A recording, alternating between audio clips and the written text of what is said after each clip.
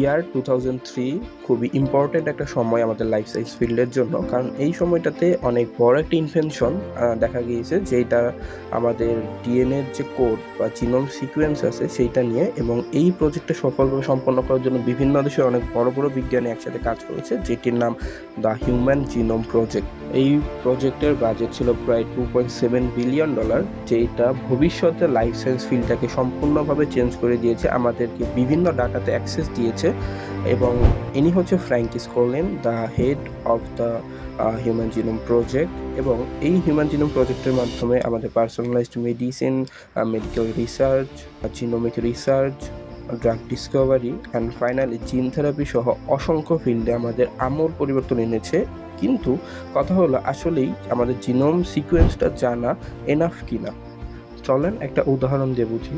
ধরি person A এবং person B দুইজনে অসুস্থ, দুইজনেরই ব্রেন ক্যান্সার ধরা পড়েছে। তো এই ব্রেন ক্যান্সার ট্রিটমেন্টের জন্য কেমোথেরাপি ট্রিটমেন্ট দেওয়া হলো।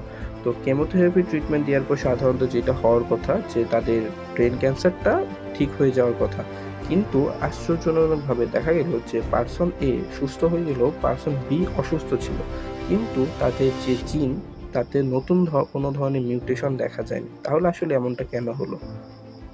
ফার্দার অ্যানালাইসিস করে দেখা গিয়েছিল পার্সন বিতে যে জিনটা আসলে ক্যান্সার কজের পিছনে রেসপন্সিবল ছিল, সেই জিনটা ড্রাগ এগেনস্টে রেজিস্ট্যান্ট হয়ে যায় শুধুমাত্র তার জিন এক্সপ্রেশন প্যাটার্ন চেঞ্জ হওয়ার কারণে। তারপরে বিজ্ঞানীরা অন্য একটা চ্যাপ্টারের উপর তাদের ফোকাস করে, যেটা হচ্ছে the transcriptomics. So hello everyone, আমি Mohammad Muad, and undergraduate student from Barishal university, and today I will be talking about the transcriptomics in biochemistry. Transcriptomics হচ্ছে বায়োইনফরমেটিক্স একটা ফিল্ড, যেখানে আমাদের সেল, টিস্যু বা যে কোনো অর্গানের স্পেসিফিক টাইমে স্পেসিফিক কন্ডিশনে যে সকল আরএনএ মলিকিউলগুলো সিনথেসাইজড হয় সেগুলো নিয়ে স্টাডি করা হয়। এই আরএনএ মলিকিউল বা ট্রান্সক্রিপ্টমসগুলো অ্যানালাইসিস করার মাধ্যমে আমরা বুঝতে পারি আমাদের সেল আসলে কোনো স্ট্রেস বা ডিজিজ অথবা কোনো ড্রাগসের এগেনস্টে কীভাবে রেসপন্স করে। আচ্ছা, এখন যদি ট্রান্সক্রিপ্টোমিক্স অ্যানালাইসিসের মেকানিজমটা আমরা দেখি, আসলে 4টে স্টেপে এটা এক্সপ্লেন করা যায়। প্রথমটা হচ্ছে the isolation of the RNA sample. আমরা প্রথমে পেশেন্টের বডি থেকে আরএনএ স্যাম্পলটা আইসোলেট করি আমাদের পরবর্তী স্টেপগুলো পারফর্ম করার জন্য। সেকেন্ড স্টেপে এই আরএনএ মলিকিউলটাকে রিভার্স ট্রান্সক্রিপ্টেজ এনজাইমের মাধ্যমে সিডিএনএতে কনভার্ট করা হয়, যেটাকে আমরা রিভার্স ট্রান্সক্রিপশন বলি। থার্ড স্টেপে মাইক্রোঅ্যারে অথবা next generation sequencing technology use করে এই যে আরএনএকে আমাদের রিভার্স ট্রান্সক্রিপশন করা হলো, সেই সিডিএনএটাকে আমাদের ছোটো ছোটো পিসে কেটে তার সিকোয়েন্সটাকে অ্যানালাইসিস করা হয়, এবং সম্পূর্ণ সিকোয়েন্সটা আমাদের কম্পিউটার স্ক্রিনে চলে আসে, এবং আমরা সিকোয়েন্সটা, ওই সিডিএনএ সিকোয়েন্সটা আমরা তখন দেখতে পারি।